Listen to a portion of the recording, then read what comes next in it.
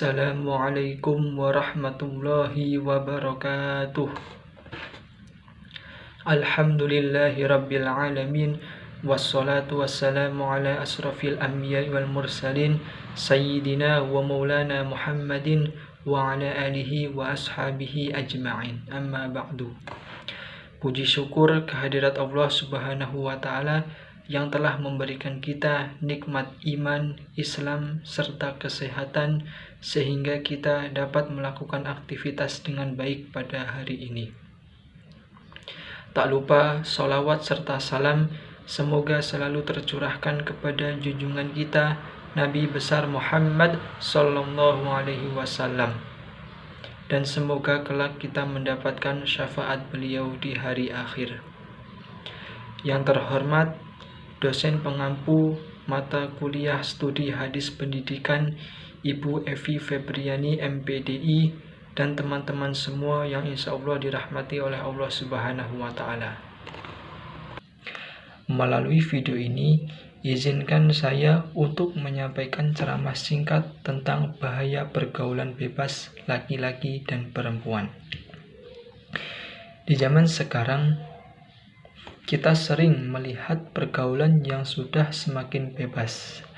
Banyak anak muda yang tidak lagi membedakan mana batas antara laki-laki dan perempuan. Mereka berdua-duaan, berpegangan tangan, bahkan ada yang sampai melakukan hal-hal yang dilarang oleh agama. Padahal Islam sudah dengan jelas mengingatkan kita untuk menjaga diri dari hal-hal seperti itu. Allah Subhanahu wa ta'ala berfirman di dalam Al-Quran dalam surat Al-Isra ayat 32. A'udzu billahi minasyaitonir rajim. Bismillahirrahmanirrahim. Wa la taqrabuz zina innahu kana fahisyah wa sa'a sabila. Yang artinya, dan janganlah kalian mendekati zina. Sesungguhnya zina itu adalah suatu perbuatan yang keji dan suatu jalan yang buruk. Jika kita perhatikan, mengapa Allah tidak mengatakan jangan berzina di dalam ayat ini, tetapi Allah mengatakan jangan mendekati zina. Ini menunjukkan betapa seriusnya larangan ini. Semua hal yang mengarah pada perzinahan seperti berdua-duaan, bersentuhan tanpa mahram, chatting yang mengandung godaan, atau menatap lawan jenis dengan niat yang salah. Nah, semua itu sudah termasuk dalam mendekati zina. Teman-teman sekalian, pergaulan bebas itu bukan hanya soal fisik, tetapi soal perasaan dan pikiran. Misalnya seperti yang awalnya dia merasa nyaman, kemudian muncul rasa suka, kemudian dari rasa suka muncul keinginan, dan dari keinginan yang tidak bisa dikendalikan, lahirlah perbuatan dosa. Inilah yang seringkali terjadi tanpa disadari oleh banyak anak muda zaman sekarang. Nah, akibatnya ini sangat fatal, teman-teman semua. Banyak yang kehilangan kehormatan diri, menyesal seumur hidup, bahkan ada yang sampai kehilangan masa depannya. Belum lagi dosa yang harus dipertanggungjawabkan di hadapan Allah nanti. Rasulullah Shallallahu alaihi wasallam bersabda, "Ma khala rajulun bimra'atin illa kana syaiton thalithahuma."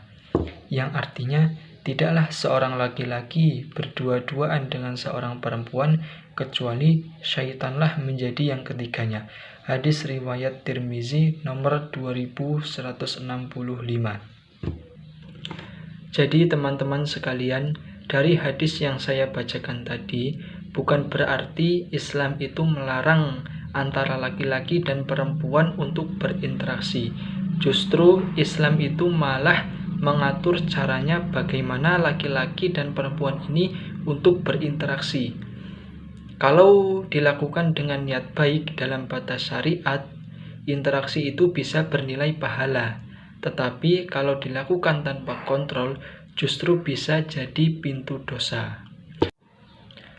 Jadi teman-teman sekalian, marilah kita perbaiki cara kita bergaul. Kalau memang kita ini belum siap untuk menikah, jangan bermain-main dengan hubungan lawan jenis. Jadi gunakanlah waktu kita untuk fokus pada belajar, pada pendidikan, kemudian memperbaiki diri, memperbanyak amal. Kalau kita jaga diri kita karena Allah, maka Allah akan menjaga kita dari hal-hal yang buruk. Mungkin cukup sekian yang dapat saya sampaikan. Kurang lebihnya saya mohon maaf. Kepada Allah saya mohon ampun. Saya akhiri. Wassalamualaikum warahmatullahi wabarakatuh.